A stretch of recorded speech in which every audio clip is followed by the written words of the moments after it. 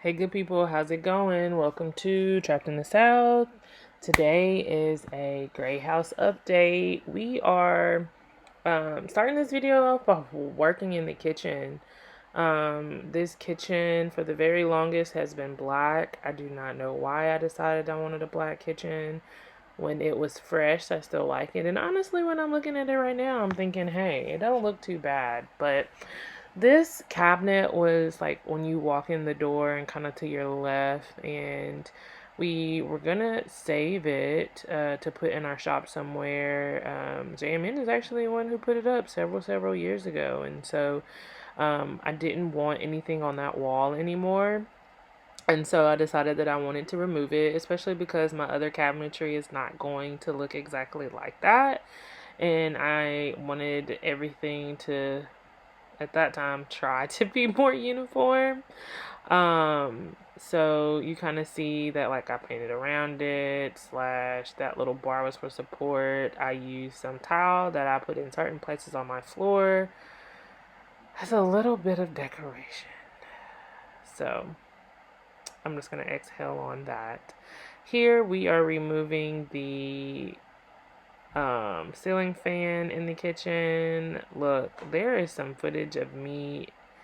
No, if this footage could really depict how I was feeling during this moment, you guys have no idea.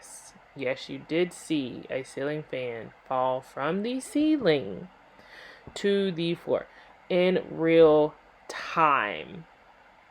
I think that this camera isn't moving is because I was so stunned at what had just occurred. And like I couldn't have timed it better. I just couldn't.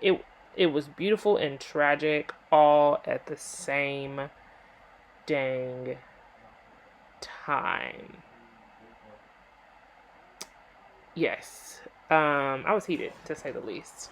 But we got to remove. My plan was to sand it down, paint it matte black.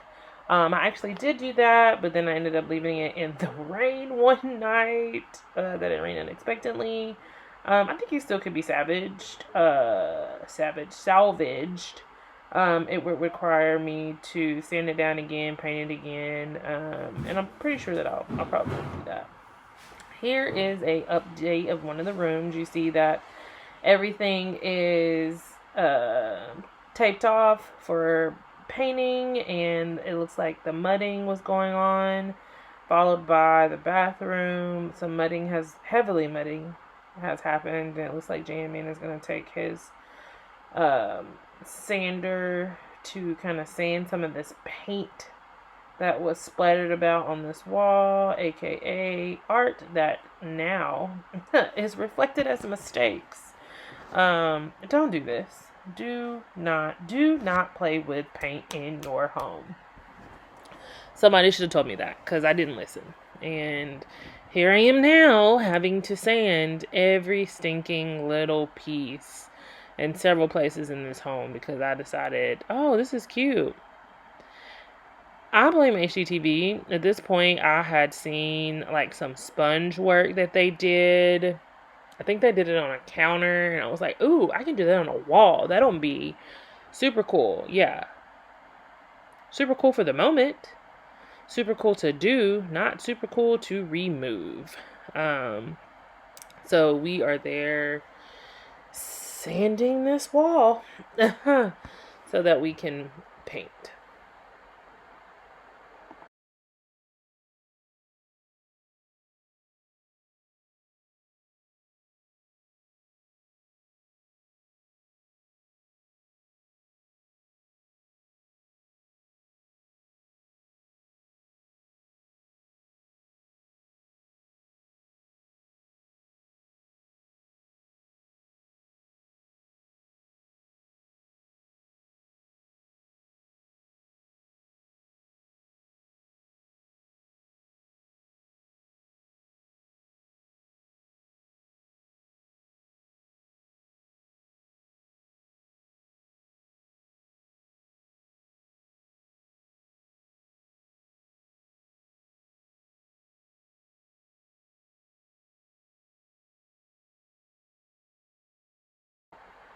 Here I am setting up in a different room. I think I'm still doing some taping. Taping is such a butt.